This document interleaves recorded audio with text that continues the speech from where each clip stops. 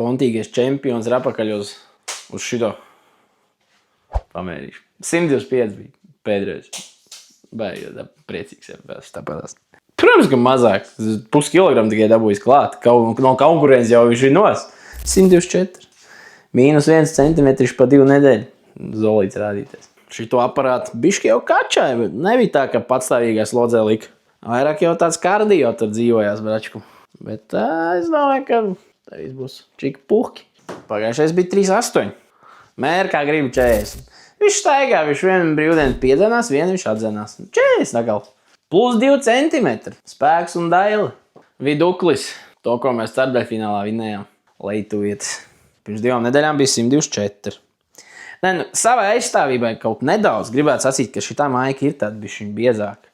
Gan fiziski, gan emocionāli. Nu, 125. Nu, jā, te viņš tur speķīts pienāca, viņa čuļ bišķi, nu, kas ir centimetrs. Kaķim zem astes. Šis mērs bija 122 centimetri pagājušo reizi. Jā. Es domāju, ka šitā ieguna daļiņa varētu būt lielāka, jo es lai gāju, daudz gāju un skrēju un metu. 121, jo man jāsās uz augšu tas cipariņš. Un te ir 121! Akal var to pašu žestu parādīt, ka viņš tā paņēma tas 1 centimetriņš no žām. Pēdējais mēriņš. Bez mēriņiem mēs kādu laiku iztiks tagad. 62. Tā kā, ko lai es jums, draugi, saku vēl? Superīgi.